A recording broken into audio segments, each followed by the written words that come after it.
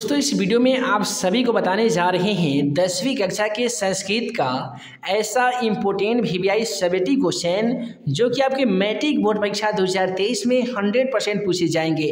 जी हाँ दोस्तों, यदि आप भी 10वीं कक्षा के एग्ज़ाम इस बार देने जा रहे हैं और आपको भी लगता है संस्कृत के एग्ज़ाम की तैयारी करना काफ़ी बड़ी बात है, तो इस वीडियो को शुरू से अंत तक जरूर देख लीजिए, क्योंकि इस वीडियो में आप सभी को संस्कृत इतने मज़ेदार तरीके से बताया जाएगा ना कि 100% आप एग्ज़ाम पेपर में जाकर गर्दा उड़ा सकते हैं, ये मेरा कहना है। तो चलिए फ्रेंड्स, बिना समय गवाए पहला क्वेश्चन का आंसर देख लेते हैं।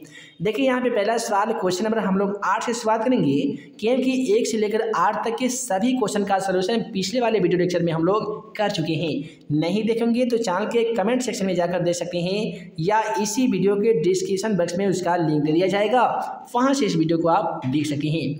अब चलिए हम लोग क्वेश्चन नंबर 8 की ओर बढ़ते हैं। क्वेश्चन नंबर 8 कहता है, दामोदर गुप्त ने पटना के संबंध में क्या लिखा था। दोस्तों ये क्वेश्चन है 10वीं कक्षा के संस्कृत का दूसरा चैप्टर, जिसका नाम है पाटलिपुत्र वैभवम।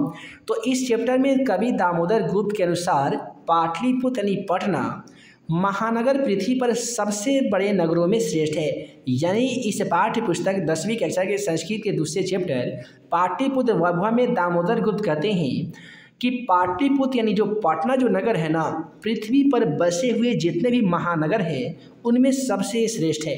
अब ये सबसे ज़्यादा श्रेष्ठ क्यों है? क्योंकि यहाँ पे सरस्वती के वंशज यानी विद्वान लोग बसते हैं। उनका कहना है कि यहाँ पे सरस्वती के वंशज यानी विद्वान लोगों का जन्म पाटलिपुत्र यानी पटना की धरती पर हुआ है। कवि ये इस प्रकार इस महानगर की तुलना जो है वो इंद्र की भरी पूरी नगरी से की है। कवि का कहना है कि जिस प्रकार से इंद्र का नगर स्वर्गलोक के नाम से प्रसिद्ध है, उसी प्रकार से यदि किसी मनुष्य को स्वर्ग का दर्शन करना हो तो उसे चाहिए कि एक बार पाटलिपुत्र यानी पटना का दर्शन कर ले। अब उसके बाद में अगला सवाल इसी चैप्टर से दिया गया है, कहता है कि पटना में कौमुदी महोत्सव कब मनाया जाता था। आसान शब्दों में लिखिएगा कि पाटलिपुत्र में शरद काल में कौमुदी महोत्सव बड़ी धूमधाम से मनाया जाता था। पाटलिपुत्र यानी पटना में शरद ऋतु का काल जब चलता है, उसी समय में कौमुदी महोत्सव बड़े ही धूमधाम से मनाया जाता था। इस पर्व त्यौहार में आकर तमाम नगरवासी आनंद मगन हो जाते थे। इस समारोह का विशेष प्रचलन गुप्त वंश के शासनकाल में था। यहाँ से मैट्रिक एग्जाम पेपर में ऑब्जेक्टिव सवाल पूछे जाते हैं। कौमुदी महोत्सव कहाँ मनाया जाता था? तो पाटलिपुत्र यानी पटना में। कौन से काल में यानी कौन से समय में? तो शरद ऋतु के काल में। और 21 वंश से इसका प्रचलन जारी था, तो गुप्त वंश के शासनकाल में पाटलिपुत्र यानी पटना में कौमुदी महोत्सव मनाया जाता था। आजकल जिस प्रकार से दशहरा पूजा यानी दुर्गा पूजा बड़ी धूमधाम से पूरे भारतवर्ष में मनाए जाते हैं, ठीक उसी प्रकार से प्राचीन काल में कौमुदी महोत्सव दुर्गा पूजा के जैसा बड़े ही धूमधाम से मनाया जाता था। अब आइए अगला सवाल क्वेश्चन नंबर 10 की ओर बढ़े। क्वेश्चन नंबर 10 कहता है, नीति श्लोकः पाठ के आधार पर मूर्ख का लक्षण लिखे। यानी नीति श्लोका पाठ के आधार पर मूर्ख का लक्षण बताना होगा कि मूर्ख एक व्यक्ति में कौन कौन से लक्षण दिखाई पड़ते हैं। तो यदि आप इस क्वेश्चन का उत्तर चाहते हैं तो नीति श्लोका पाठ का चौथा या 5वां श्लोक कहता है, अनाहुता प्रविशति अपृष्टो बहुभाषते अविश्वस्ति विश्वस्ते मूढ़ चेता नराधमः। अर्थात वैसा व्यक्ति जो बिना बुलाए किसी सभा में प्रवेश करता है, बिना कुछ पूछे बकबक करता है यानी बहुत ही ज़्यादा बोलता है, अविश्वसनीय व्यक्ति यानी जिस पर विश्वास करने लायक नहीं है, वैसे मनुष्य पे सबसे ज़्यादा विश्वास करता है, तो ऐसे मनुष्य को नीतिकारों के द्वारा मूढ़ चेता नराधम यानी मूर्ख कहा गया है। तो आसान शब्दों में लिखेगा कि मूर्ख हृदय वाला अधम मनुष्य बिना बुलाए भीतर चला आता है, बिना पूछे ही बहुत बोलता है, अविश्वसनीय पुरुष पर भी विश्वास करता है, तो ऐसे व्यक्ति को ही नीच यानी नराधम अर्थात मूर्ख कहा गया है। अब देखिए अगला सवाल काफ़ी ही ज़्यादा मज़ेदार है और क्वेश्चन नंबर 11 कहता है, राजा शांतनु के दुख के क्या कारण थे। आशा करते हैं यदि आप 7वां कक्षा का हिंदी चैप्टर को पढ़ेंगे, 6ठा या 7वां में इसका कहानी का वर्णन है। तो इसमें कहता है कि इसका आसान शब्दों में लिखिएगा कि जब एक बार की बात है, जब राजा शांतनु घूमने के लिए यमुना तट पे गए थे, एक बार की बात है जब महाराज शांतनु क्या किए थे कि टहलने यानी घूमने के सिलसिले में यमुना नदी उनके बगल में ही पड़ता था, वहाँ पे गए थे। अब वहीं पे धीवर एक जगह पड़ता है, तो धीवर की परम सुंदरी कन्या को देखते ही उनके पिता से विवाह करने की इच्छा प्रकट हो गई। अब जाहिर सी बात है, सुंदर स्त्री को देखते ही सब किसी के मन में तो हलचल उत्पन्न हो ही जाता है ना जी। आपको भी होता है, यदि होता होगा जाहिर सी बात है भाई, सबका होता है, इसमें कोई शक की बात नहीं है। सेम टू सेम यही राजा शांतनु के साथ में हुआ था। अब ये धीवर की जो परम सुंदरी कन्या जिसकी नाम था सत्यवती, जो महाराज दास राज की पुत्री थी, वो इतनी ज़्यादा सुंदर थी कि किसी को भी देखने के बाद सबके मन में कुछ ना कुछ ख्वाहिश तो आ ही जाएंगे। ठीक उसी प्रकार से राजा शांतनु के मन में भी उनकी परम सुंदरी कन्या सत्यवती से शादी करने के लिए उनके पिता दासराज के पास जाकर ये इच्छा प्रकट करते हैं। किंतु दासराज था ना, ये काफ़ी ही ज़्यादा तेज व्यक्ति था, किंतु कन्या के पिता इस शर्त पे सहमत हुए कि आपके विवाह के बाद सत्यवती का पुत्र ही राजा बनेगा। अब क्या किया कि जो महर्षि दासराज था, यह एक शर्त खड़ा कर दिया।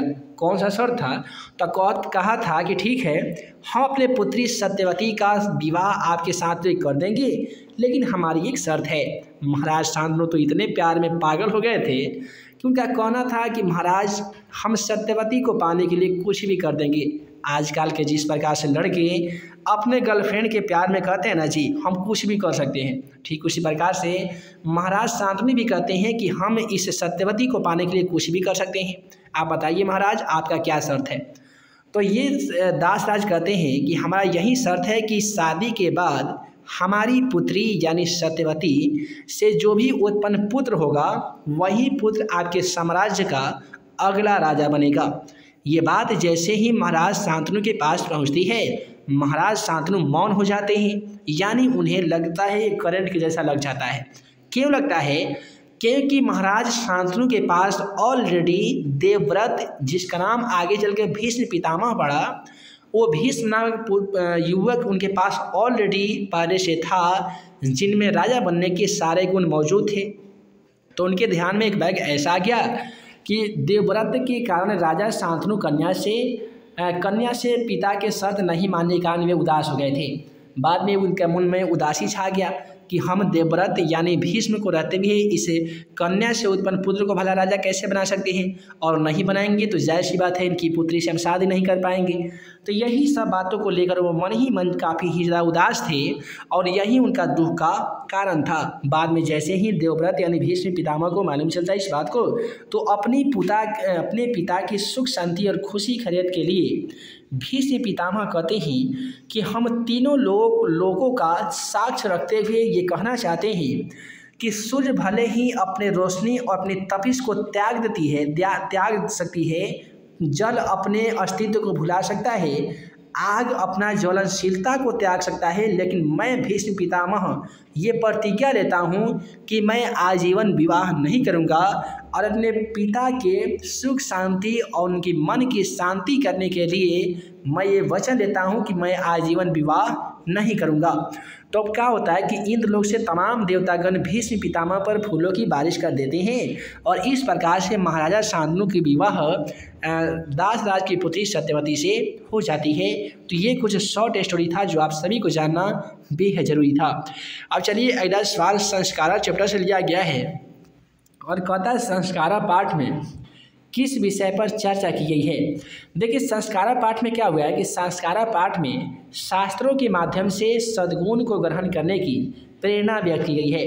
यानी भारतीय संस्कारा पाठ से हमें ये शिक्षा मिलती है कि किस प्रकार से कौन कौन ऐसे सद्गुण हैं जो मनुष्य को अपने अंदर ग्रहण करनी चाहिए, और कौन कौन ऐसे अवगुण हैं जो मनुष्य को त्याग देनी चाहिए। इससे हमें अच्छे संस्कार की सीख मिलती है। यानी संस्कारा चैप्टर को पढ़ने के बाद एक मनुष्य में कौन कौन से संस्कार समाहित होनी चाहिए, ये हमें जानने को मिलती है, और यश प्राप्त करने की शिक्षा भी हमें संस्कारा चैप्टर से ही मिलती है। अब चलिए अगला सवाल क्वेश्चन 13 की ओर बढ़े। तो क्वेश्चन 13 कहता है स्वामी दयानंद कौन थे, उन्होंने समाज को सुधारने की ओर क्या क्या किया था। देखिए आसान सुनने बताइएगा कि स्वामी दयानंद सरस्वती एक महान समाज सुधारक थे। वे आर्य समाज के संस्थापक भी थे।